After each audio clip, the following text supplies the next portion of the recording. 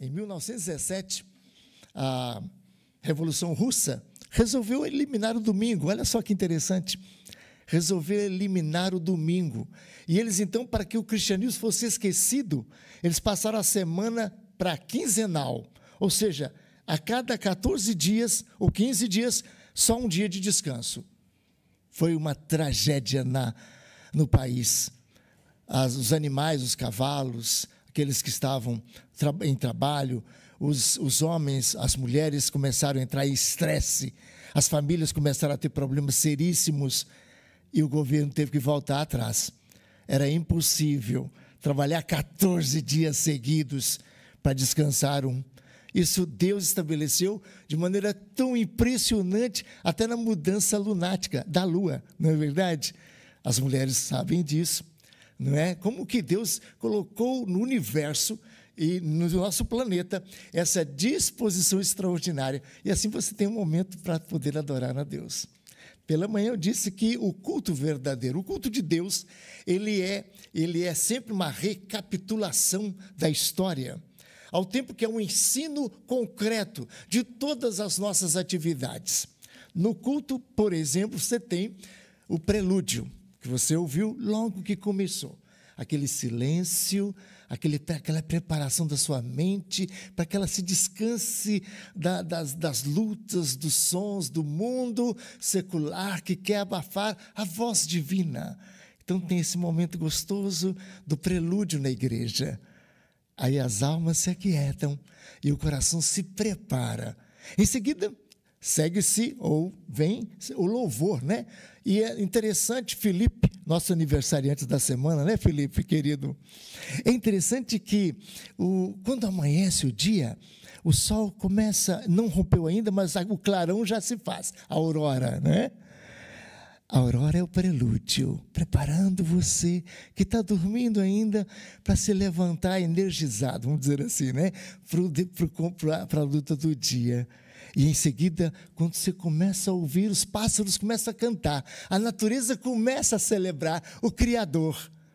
E então vem o sol no seu zênite, no trabalho, no cotidiano, quando Deus, então, na sua força gloriosa, proclama a grande luz, que é a mensagem de Deus no culto. Olha só, prelúdio, louvor, a contrição, é aquele momento que nós nos atiramos ao trabalho para tirar do solo as necessidades da nossa vida no suor do nosso rosto, porque pecadores nós somos, e a sentença do pecado foi que sofreríamos para tirar da terra o nosso alimento.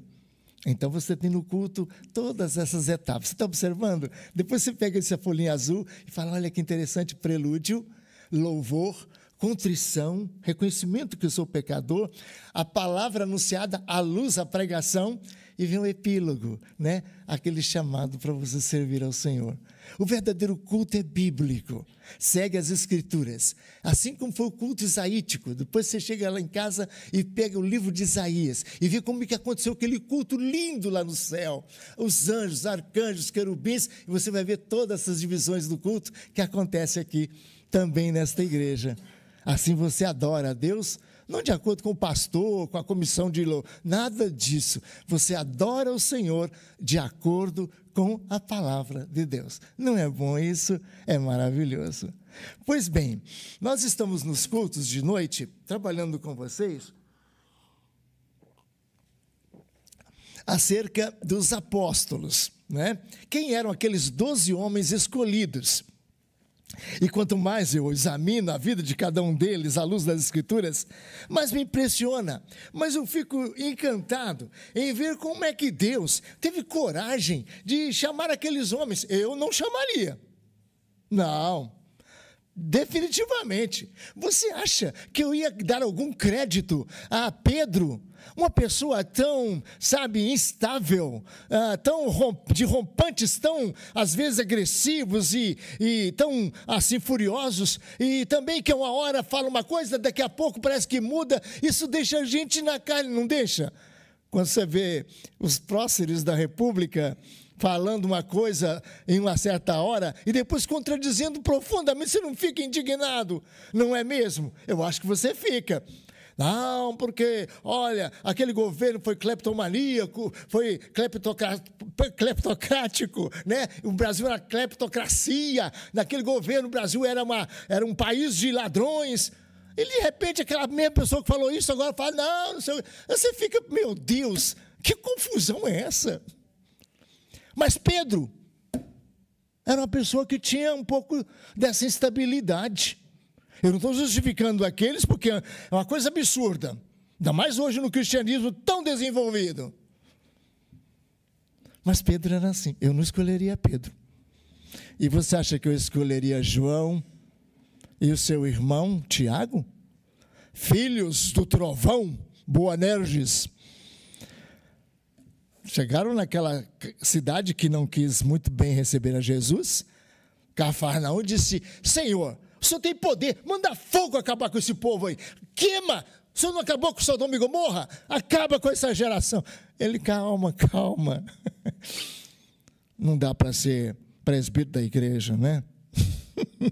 Gente que tem esses rompantes, né, Bruno, doutor Bruno? Aliás, um parêntese, dia do médico foi agora, não é? Doutor Kennedy, Débora, que também eu considero nossa médica também, ela fala que não, mas é uma competência medicinal excelente, né?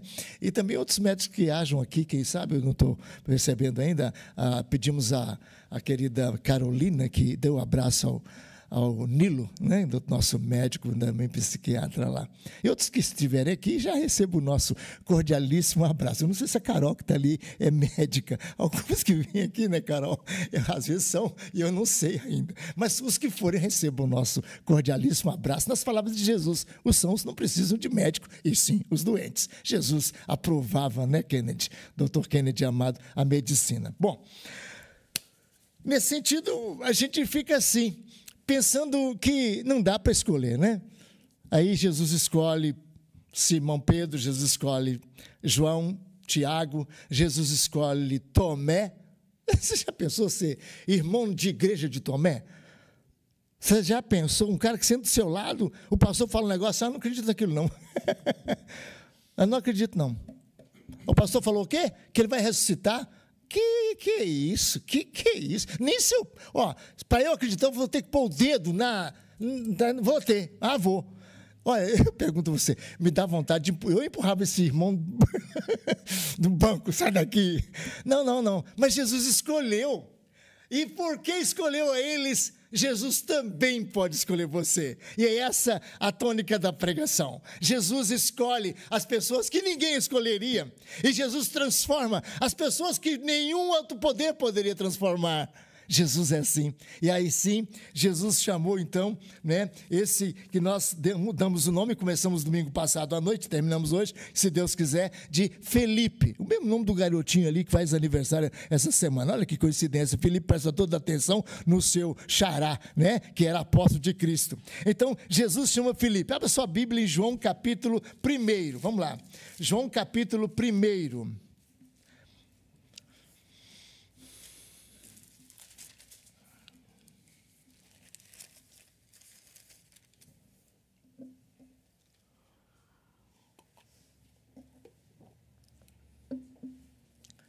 João capítulo 1, versículo 43. No dia imediato, isso aqui é aquela primeira semana que o evangelista, que escreve o evangelho de João, ele vai descrevendo dia a dia. É maravilhoso. Depois você chega em casa e vai fazendo assim, dia primeiro, depois, você vai ver uma semana certinha. No quarto dia da semana, daquela semana que Jesus começou o ministério, no quarto dia imediato, resolveu Jesus partir para Galiléia e encontrou a Filipe. Para começar, olha que maravilha, não é? Jesus encontra Filipe. Sabe, você pensa que você vai encontrar Jesus? Tira, vamos dizer, permita-me, o seu cavalo da chuva. Tira, você não vai encontrar Jesus. Jesus a gente não encontra. Não encontra. embora Deus disse, buscai o Senhor enquanto se pode achar, é ordem divina, ao mesmo tempo nós sabemos, segundo também o próprio glorioso Deus, que ninguém sequer achará o Todo-Poderoso. Uma vez Yuri Gagarin, que foi o primeiro astronauta russo, né, que deu uma volta ao redor do mundo, quando ele chegou lá em cima, lá no alto, ele deu um recado cá embaixo, para o board, ou para a seção de astronomia da Rússia, onde ele disse, olha, eu já olhei para a direita, eu já olhei para a esquerda, e vocês sabem, meus amigos da Rússia, eu não vi Deus. E toda a equipe de cientistas caiu na gargalhada. Ele já olhou lá em cima, e foi lá em cima, e ele não viu Deus. Coitado, jamais o verá. Deus não se deixa dessa maneira achar-se. Ele é que se deixa achar. Buscai o Senhor enquanto se pode achar. Ou seja, enquanto Ele vai deixar você encontrá-lo. Mas é sempre Ele que te encontra. Aliás, a Bíblia diz, nós o amamos porque Ele nos amou primeiro. Eu amo muito a Jesus. Olha, aliás, eu não sei como é que vocês pensam nisso, mas particularmente tem um adesivo que eu tenho raiva. Quando uma pessoa passa na minha frente com aquele adesivo no seu carro, me dá vontade de jogar uma pedra. Fala assim, 100% Jesus. Você já viu um adesivo assim? Hein, Natália? Você já viu? 100%? Natália, me dá uma raiva. Sabe? Eu falo, caramba, o cara 100% Jesus. Eu não sou nem 5, meu Deus, me ajuda. Tem hora que eu penso que eu sou 0 Jesus. Eu sou tão indigno, eu luto tanto para poder, mas eu sei que Ele que me busca, Ele que me salva, Ele que é meu Salvador, porque eu não vou me salvar nunca. Eu sei que a pessoa colocou aquele adesivo, né? Quer dizer, eu gosto muito dele. É ótimo, eu amei por isso, né? Mas o fato é que a pessoa não encontra Deus. É Deus que encontra você. A Bíblia mostra isso claramente quando Jesus contou as 3 parábolas. Você lembra? Aquelas lindas parábolas de Lucas 15. A parábola da moeda ou da dracma, da moeda perdida. Lembra? A mulher encontrou a moeda. A moeda nunca encontrar a mulher, jamais, moeda nunca. Depois, a parábola do filho pródigo, lembra também?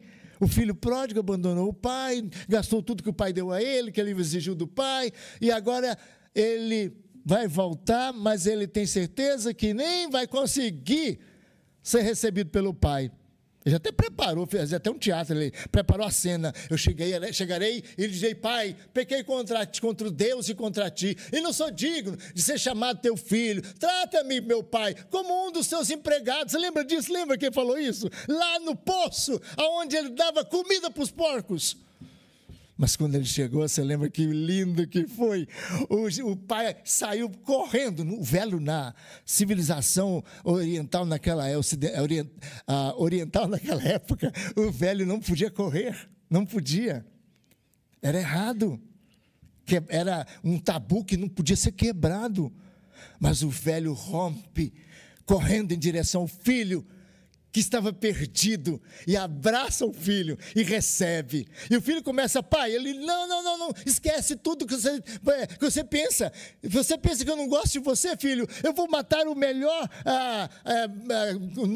boi que nós tivemos aqui, novilho cevado, para você. Vamos fazer uma festa para você.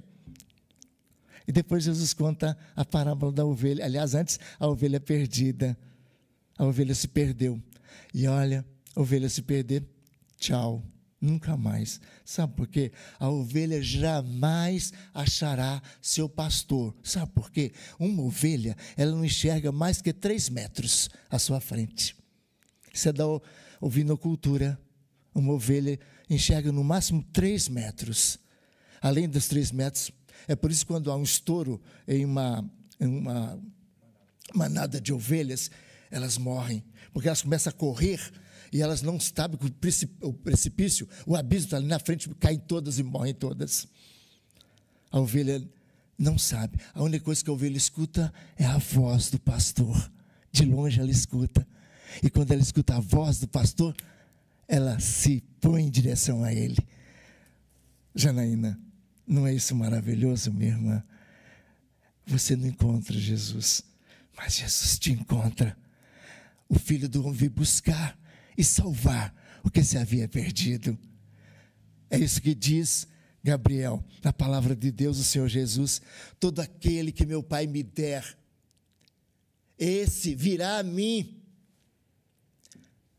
Todo aquele que meu Pai trouxer, disse Jesus outra vez, esse virá a mim. Todo aquele que meu Pai trouxer. E é interessante que na língua grega, Carol, agora tem duas Carol aí, né? Carolina, a minha irmã, e minha querida visitante, quando Jesus fala, todo aquele que meu Pai trouxer, no original é lindo, é lindo, é lindo. Sabe o que significa? Todo aquele que meu Pai arrastar. Já pensou nisso? Você já pensou? Você não queria vir, mas Deus falou assim: vem, porque eu amo você. Eu amo você, eu quero que você venha. Então, começa aqui com Felipe, né? Que Jesus encontrou Felipe. A quem disse, segue-me. E aqui, presbítero Demétrios, outra vez, o termo grego é muito legal, porque o português traduz, mas sempre tradutório, né? Traditório, como diz o latim, o tradutor é um traidor, porque não tem como a gente traduzir ipsilíteres de uma língua para outra, sem alguma alternação. E aqui é um detalhe interessante, se fala, segue-me, mas no original é mais que isso. A colutute, ou seja, segue-me significa, agarra-se a mim. Se junta a mim. Sabe por quê? Porque é bem da verdade, vamos ser sinceros, grande parte de nós, a maioria dos cristãos, vou dizer com toda segurança, segue Jesus, segue, não sabe nem a que distância está do mestre. Há bilhões de distância, se 8 bilhões enche esse mundo, e se 4 bilhões seja cristão, então segue a Jesus lá de longe, mas de longe, mas de longe, que nada sabe de Jesus. Vai na igreja, sabe que ele é Salvador, opa, mas muito bom, graças a Deus pelo menos, mas olha só, isso é perigoso, porque Jesus não pediu você para ser um admirador dele, e temos gente, mais gente, que é admirador de Jesus. E temos mais gente que segue a Cristo. E temos muita gente que torce por Cristo. E temos muita gente que tem um Cristo de terceira mão. O papai é crente, a minha mãe é crente, eu também sou crente. O dia que meu pai vai, eu vou na igreja, eu estou lá, eu gosto, eu vou com meu pai, até gosto. Agora, se meu pai não vai, se a minha mãe não vai, não sabe, olha lá, né? Sabe por quê? Porque você é uma pessoa que apenas segue de longe, para a tristeza do seu coração, eu lhe digo, você não é e não será uma pessoa genuinamente feliz, fervorosa, alegre, não será, porque você não tem a experiência de agarrar-se nele, de experimentar a sua bondade, o seu amor, a sua graça maravilhosa, você não sabe disso, você não conhece o amor que ele teve por você, em morrer desamparado, numa cruz em seu lugar, para lhe garantir que se você morrer amanhã, e você pode morrer amanhã, não, sou muito jovem, que os médicos sabem quantos jovens estão morrendo neste momento. Perdemos agora há poucos dias uma pessoa que foi vítima, jovem, com AVC. E quantos estão morrendo assim agora? Há poucos dias eu perguntei no hospital aqui em BH, se muitos jovens morrem de AVC, eles dizem, olha pastor, a frequência não é grande, mas é sempre. Você pode morrer, e quando você sabe que Jesus Cristo abriu para você a porta do céu, perdoou os seus pecados, você não vai segui-lo só, você vai agarrar-se a Ele, e vai dizer, Senhor, onde quer que tu fores, eu irei, como disse aquela linda frase feita pela Ruth, nora de Noemi, o teu Deus é o meu Deus, o Senhor é o meu Deus, e eu estou do seu lado, para onde quer que o Senhor for. Será que você tem essa fé? Ou, me perdoe dizer, você tem uma fé de terceira mão, uma fé de, eu ouvi de Jesus, Bruno, Isabel, Meu queridíssimo irmão, que eu brinquei com ele hoje, que eu vejo na vida dele, assim, a experiência de Filipe muito boa, porque você vai ver daqui a pouco, Alisson, essa verdade. O que nós devemos entender piamente é que com Deus, você não pode ter uma experiência de segunda mão. Não, não. Você não pode ser apenas um ouvinte, não. Um que concorda, um que admira, não. Um que torce, não. Você tem que ser um seguidor, um agarrador do Mestre. Você pode dizer que você é assim? Será que você é desse tipo de gente que Jesus muito deseja, que Deus muito procura? Aqueles que falam, Senhor, que serei eu sem ti? Eu não quero viver se não for na graça do Senhor. Como diz o salmista, a tua graça é melhor que a vida. Você pode falar assim? A sua vida cristã tem sido esse seguidor que eu vou te contar. É que nem mesmo aquele que foi Pedro e que na hora que estava ali à beira da fogueira, a moça falou, você fala igualzinho mais ou menos ele fala. Mulher, vai te catar, vai se some, mulher. Eu não conheço esse homem. Aí Cristo passa e olha para Pedro, e Pedro olha para Jesus, e Pedro cai numa lágrima, num choro, numa profunda tristeza. Porque fala, o que eu fiz com ele? Tanto está fazendo por mim, está morrendo em meu lugar, e eu estou abandonando, eu estou desprezando o seu amor. Meu irmão, minha irmã, nós temos seguidores de Cristo, sabe, admiradores de Cristo a rodo, mas nós não temos muito poucos que agarram e que dizem, como Jacó, que agarrou o anjo naquele dia, que viu e que lutou com Deus no Vale do Jaboque. Ele disse, ele agarrou o anjo, e o anjo me larga, e ele não te deixarei ir, se não me abençoares. E o anjo tocou ele tão profundamente, que deslocou a coxa, e daquele dia em diante, Jacó andava mancando, e mancou até o resto da vida, para lembrar, eu sou dele, e ele é meu. Então, olha só que maravilha, Jesus diz, Filipe, segue-me. Ele está falando para você a mesma coisa agora à noite, segue-me. Ora, Filipe era de Betsaida, cidade de André e de Pedro, e Filipe encontrou a Natanael, e aqui é impressionante que na escritura, embora Filipe, o nome de Filipe ocorra poucas vezes, e Filipe, você lembra, Filipe, querido, significa amigo dos cavalos, né? Amigo de cavalos, né? Era uma pessoa que gostava, e certamente ele seria hoje, né? Assim, Natália, né? Natália que trabalha, ou que, né, está sendo uma das meninas que trabalham nessa área. Pois bem, olha só, Filipe tem poucas citações dele, mas sempre que ocorre junto com Bartolomeu, ou como aqui diz Natanael, que Bartolomeu e Natanael são a mesma pessoa. E quando ele encontra Natanael e disse, achamos aquele de quem Moisés escreveu e a lei está dizendo, referindo-se a ele os profetas, Jesus o Nazareno, filho de José. Mas que coisa maravilhosa. Tem um negócio aqui encantador, encantador. Alisson, eu diria que você é Filipe antes de você até saber desse negócio aqui, cara. Porque você falou um dia com a Márcia, com a Isabel e com a Angélica que você estava numa igreja que você gostava muito e que era uma igreja presbiteriana, e essas três maravilhosas, abençoadas Bartolomeias, elas vieram. Você falou assim, olha, eu achei. É engraçado aqui, né? Jesus encontra Filipe, e Filipe fala para eles, nós achamos.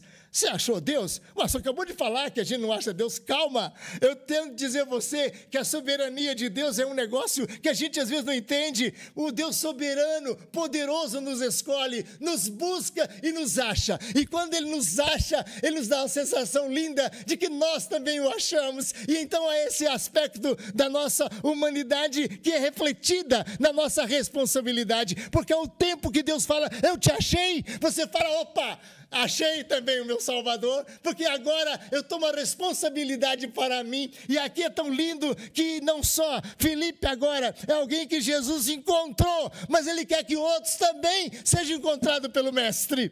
E ele então vai lá e fala: Natanael, encontramos o Mestre, encontramos aquele que a lei e os profetas disseram. Ele me encontrou, Natanael, ele me chamou, eu não resisti, Natanael, você tem que ver. E Natanael fala: que é isso? Não. Bartolomeu fala: eu não acredito, não. De onde que ele é? É lá da Galileia. Galileia? Peraí, do Ceará? Que é isso? Da Bahia? Do Nordeste? Não é assim? Eu estou falando a verdade. Eu fui pastor na Bahia, e o Demetrios, que é presbítero Demetrios, está aqui do meu lado, meu filho. Ele se lembra que quando ele chegou na escola lá em São Paulo, perguntaram de onde que ele tinha vindo, ele falou que vinha de Salvador, da Bahia. Foi aquele, como é que eles falam? O baianinho, baianinho. Ele sofreu muito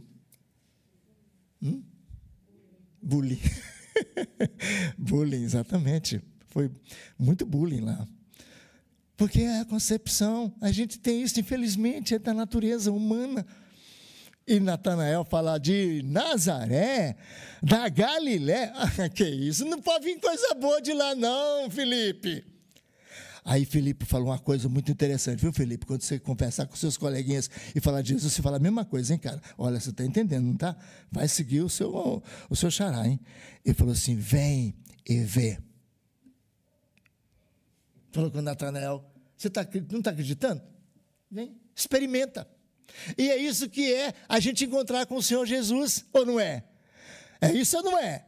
É isso. Então aqui, Alisson, aqui o Filipe põe uma frase, diz uma coisa profundamente significativa, e que para seguirmos a Jesus, nós temos que de fato encontrá-lo verdadeiramente, ou que ele nos encontre verdadeiramente, de sorte que a nossa experiência é tal, que nós vemos, estamos enxergando que ele é o Deus encarnado, ele é o Senhor dos senhores, ele é aquele que veio, que teve poder, como de divindade manifesta, como Deus pisando o chão, o Emanuel, Deus conosco, tudo fez para mostrar a glória de Deus, e na face de Cristo nós vemos o Pai, ao ponto de, e agora você lembra, não é? Que lá em João Silas 14, você lembra quando Jesus falou assim: eu vou para o Pai, o Pai, aí Filipe, que já tinha 3 anos com Jesus, 3 anos com Jesus, sabe o que ele falou?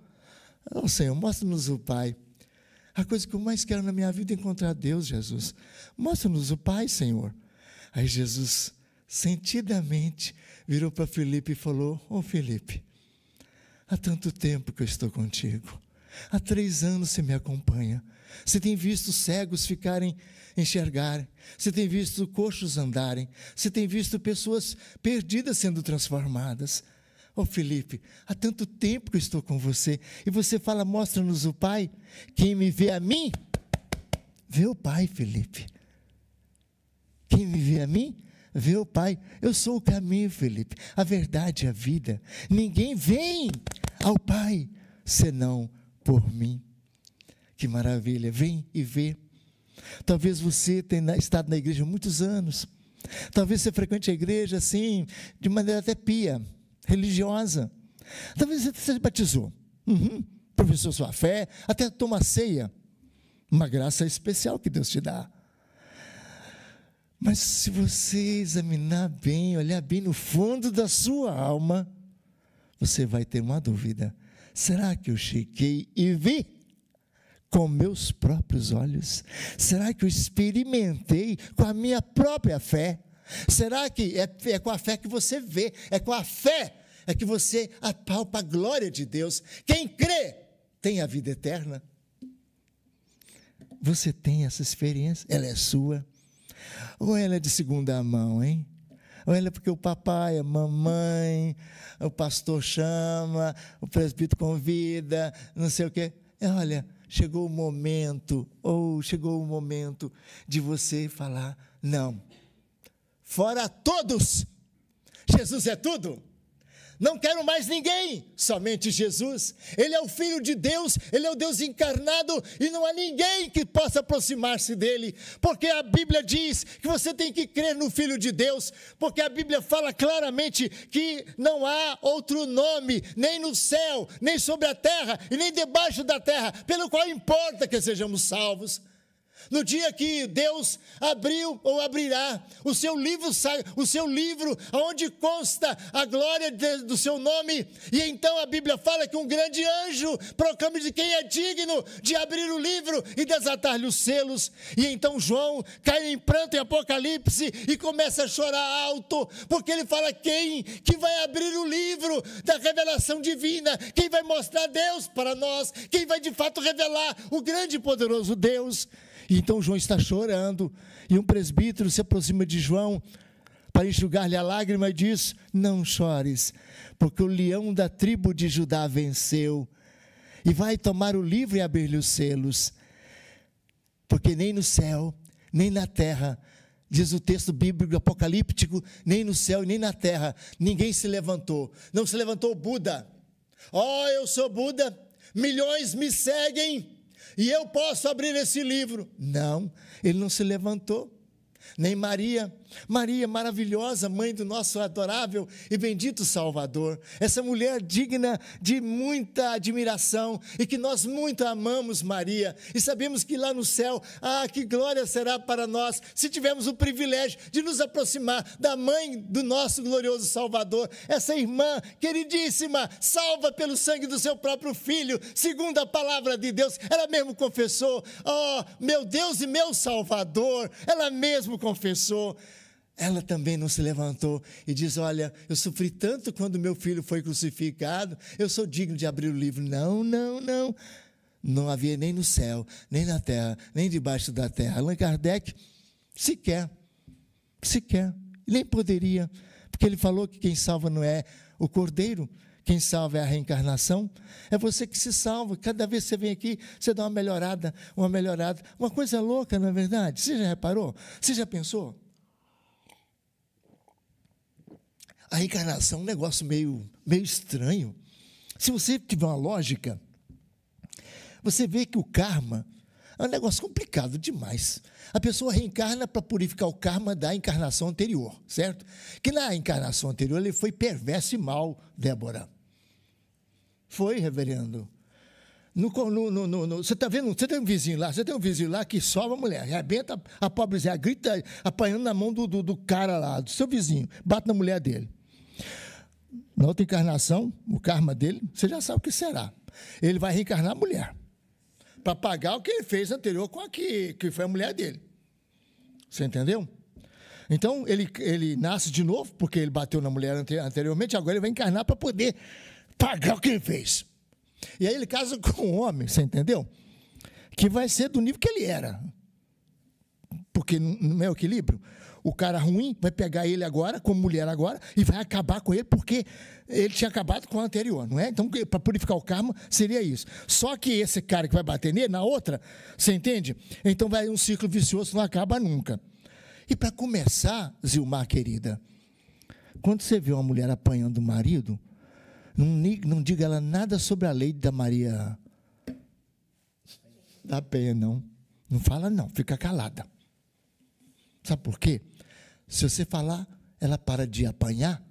E aí, Carol, querida, nossa visitante amada, você já pensou? Se ela parar de sofrer, minha filha, ela nunca vai chegar lá. Ela tem que sofrer. Está vindo um cara pobre na porta da sua casa pedindo esmola? Se você não der esmola para ele, se você der esmola para ele, você não ajuda o karma dele, porque na outra encarnação ele era poderoso, riquíssimo, não dava esmola para ninguém. Reencarnou-se agora para poder pagar o karma. Então não dá esmola para ele, não. Agora, se você não der, quem vai ser o próximo na própria encarnação? Não existe a salvação exclusivamente e somente pelo Cordeiro de Deus, como disse João, que tira o pecado do mundo. Então Filipe fala: vem e vê, vem e constata, vem agora e observa, esse mesmo que você pode desprezar, porque nasceu em Caná da Galileia, esse mesmo que parece um homem simples, é o Salvador, aquele que os profetas anunciaram, e que veio para salvar, e que veio para levar para o céu, e que veio ser o caminho para a vida eterna. Filipe, Olha só, gente, é maravilhoso, não é? O Felipe tinha encontrado Jesus, Marcinha, tinha encontrado Jesus no dia, e no mesmo dia ele já veio e chama Bartolomeu. Você já viu crente assim? Ah, eu gosto desse tipo de crente. Eu gosto. É claro que nem todos são, né? E a gente tem que entender que às vezes Deus desperta a gente, né? E leva a gente ao desenvolvimento. Mas tem história que entristece a gente. Tem. Eu tive um colega em São Paulo que dois irmãos chegaram para ele lá em São Bernardo do Campo, reverendo que trabalhou ali, que foi da Secretaria de Missões, muito tempo, Fulton, daquela região ali. E aí ele falou assim, os dois irmãos chegaram para ele e falaram: ô pastor, nós temos uma novidade para falar para o senhor, maravilhosa. Pastor, que bom, então digam, os dois irmãos. Não é porque o meu irmão aqui, pastor, você acredita? Ele trabalha na mesma empresa da Volkswagen, no mesmo setor que eu trabalho. Ele trabalha já faz lá uns 10 anos, e eu tenho lá 8 anos também, e nós trabalhamos. Agora, semana passada, nós descobrimos que nós éramos da mesma igreja. Aí ele falou assim: mas vocês querem que eu fique alegre com isso? Vocês querem me alegrar com isso? 7 anos, os dois lá, e não sabiam que eram irmãos em Cristo, nem da igreja? Que é isso, meus irmãos? Que vergonha! Porque quem beber da água que eu lhe der, disse Jesus, o quê? Do seu interior fluirão rios de água viva. Quando você encontra Jesus, quando você encontra aquele que foi capaz de perdoar seus pecados, que transforma a sua vida, que te ajuda, que te acompanha, que te dá força, que te dá confiança, que ajuda você a transpor os obstáculos que você enfrenta, a primeira coisa que você quer falar é dele para alguém. Você quer achar alguém? Hoje eu vou achar. Eu não vou dormir hoje sem passar um WhatsApp para alguma pessoa falar: você tem que ir lá escutar sobre Jesus. Você tem que ir naquela igreja ouvir do mestre, do nosso mestre. Porque eu escutei, eu abracei, eu agarrei a Jesus e tem sido maravilhoso para mim. Ou você, se não fizer isso, não aprendeu nada de Filipe. Filipe foi logo, imediatamente procurar Natanael. Você tem muitos amigos, eles nem sabem que você é crente. Nem sabem que você é crente. Eu não esqueço de uma outra ilustração que vi, achei muito engraçado, que um crente conversando com outro dentro do avião, falou assim: aí, tudo bem? Tudo bom? O senhor mora onde? Ele disse: eu moro na cidade tal. Aí ele falou assim: nossa, você mora nessa cidade, rapaz, você é cristão? Eu disse: graças a Deus, sou cristão, sou evangélico. Ele disse: que ótimo. Rapaz, mas sua cidade é uma cidade dura, viu? Eu morei muito tempo lá, mas aquele povo é um povo difícil. Eles descobriram que eu era crente e me expulsaram da empresa, você acredita? E me perseguiram tanto que eu tive que mudar para outra cidade. Você mora quanto tempo lá, meu irmão? Eu disse: já tem uns 5 anos. Você já experimentou? Eu disse: não, bobo, lá ninguém sabe que eu sou crente.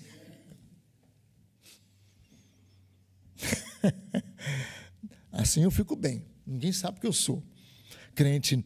Olha, crente escondido é uma farsa. É uma farsa. Você não é. Se você não se identifica, você não é. Não pode. Porque vós sois a luz do mundo, disse Jesus. A luz que brilha nas trevas. Quem é que vai ficar sem olhar a atração de uma estrela, quando na escuridão ela brilha? Ah, não. A luz atrai de uma maneira impressionante o nosso olhar. Não tem como. Nossos olhos estão atrás da luz. E se você é luz, não dá para esconder. Cristo fala: não se pode esconder a candeia debaixo do velador, porque assim a casa fica no escuro.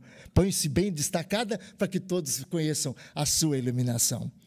Não quer dizer que você vai ser para a rua: eu sou crente. Não é isso não. Não é isso não. Mas a sua maneira, o seu amor a Cristo, a sua vivência vai convencer alguém que é maravilhoso seguir o Mestre, seguir a Jesus. Felipe é muito legal, eu gosto dele, ele tem uma familiaridade com a Bíblia, né? Ele fala: vem cá, Natanael, encontramos aquele que os profetas falavam dele. Ou seja, Felipe não sabia só que Jesus era Salvador, não, ele viu que esse livro aqui fala dele, e ele já conhecia esse livro. Ele fala: olha, o profeta Isaías falou dele, que ele foi morto. Esse é ele mesmo. A gente sente que ele veio para morrer para a gente. Ele já até falou, e algumas vezes a gente sabe disso. Ele conhecia o Jesus da Escritura. Porque tem muito Jesus aí fora, não acredita não, nem naquele da sua cabeça, cuidado. Esse Jesus que a sua cabeça criou é um Jesus perigoso, é um ídolo que você vai para o inferno com ele. Ah, eu creio em Jesus. Que Jesus? Ah, Jesus assim. Não. O Jesus que você tem que crer é esse aqui, ó. Examinai, disse ele, as Escrituras, porque julgais ter nelas a vida eterna, e são elas que dão o verdadeiro testemunho de mim, ou seja, conhecê-lo mesmo, só através da Escritura Sagrada. Você não vai conhecer outro Jesus por osmose. Ah, eu estava dormindo, de repente... Não, calma. Não. A Bíblia diz que não é assim que você conhece o Filho de Deus. Você conhece mergulhando na sua palavra. Você lê a Bíblia sempre? Filipe, eu acredito, ele lia sempre a Bíblia, porque ele fala, vem, é o que os profetas falavam dele, eu sei que é ele, porque os profetas, quando eu vi, eu lembrei de tudo que os profetas falavam acerca dele. Deu para entender? A minha pergunta é simples, para terminar esta mensagem. Eu gostaria que você fosse para casa e não dormisse hoje. Gabriel, eu estou orando a Deus, você não dormiu hoje. Embora seu pai resolve muito também, que eu sou paciente dele, eu gosto dele como meu médico, é maravilhoso. Mas eu oro, Gabriel, eu oro para você não dormir enquanto você não tiver essa experiência do Felipe. Que não é o seu irmão, não, mas ele chamava Felipe, né? Você entendeu? Mas seu irmão vai ser também ele, Deus quiser. Você fala, pai, obrigado, porque eu não te conheci, não. O Senhor me conheceu. E a cada dia, o Senhor está mostrando, como no sermão de hoje à noite, que o Senhor é mesmo inigualável, que o Senhor é muito amado, que o Senhor é muito querido. Ajuda-me a te amar. E aí você vai dormir em paz. Gostoso. E amanhã você vai levantar, e a primeira chance que você tiver, encontrar um Natanael da vida aí, um Bartolomeu aí, capitão, você vai falar, vem, você vai ver quem é o meu Salvador. Minhas irmãs Carolina, eu quero que vocês experimentem essa bênção de Deus. Minha irmã visitante querida, meus irmãos amados, todos presentes, Alisson querido, que você não durma hoje, Alisson, sem vencer essa noite, como Jacó, agarrar-se nele. Eu não vou dormir, Jesus, enquanto eu não conhecer a bênção do Senhor, que o Senhor perdoa todos os meus pecados, Senhor, porque se eu morrer, se eu amanhecer morto, eu estarei na tua glória amanhã, Senhor, porque o Senhor morreu em meu lugar. Não foi Pedro, não foi Allan Kardec, não foi nenhum outro, foi Jesus, foi tu, meu Salvador. Eu quero segui-lo, agarrar-te e amar-te sempre, para todo sempre. Amém. Pai, muito obrigado, porque na vida dos apóstolos a gente vê tão lindamente as experiências de cada um deles contigo, Jesus. Ó Deus precioso que esteve conosco aqui na terra, Deus bendito para todo sempre. Aleluias ao teu nome, porque, Senhor, o Senhor é bom e a misericórdia do Senhor dura para sempre. Eu te agradeço porque meus irmãos vieram hoje à noite aqui e cada um deles foi desafiado a não apenas seguir de longe o Mestre, mas agarrá-lo, mas seguir junto dele, mas conhecê-lo, mas obedecer sua palavra, mas andar com ele no seu dia a dia. Abençoa, Pai, todos aqueles que hão de ouvir esse sermão por esse mundo afora, através da internet. Que a graça do Senhor seja com cada um, e que a vida do seu apóstolo Felipe, que refletiu tão bem, tão maravilhosamente como espelho teu, a gloriosa vida do Senhor, impacte a nossa vida também, que nós sigamos o Senhor, como ele foi desafiado e seguiu o Mestre. Obrigado, porque ele pagou com a vida dele também, no seu martírio, certamente em uma das cidades menor, da Ásia Menor, onde ele morreu, também martirizado, por amor do Senhor. Tanto te amou, que também entregou-se por ti, como até primeiro dos apóstolos que fez isso. Pai, muito obrigado pela vida dele, muito obrigado pela vida dos meus irmãos, que agora conhecem Jesus, através da vida desse apóstolo. Em nome de Jesus nós oramos. Amém.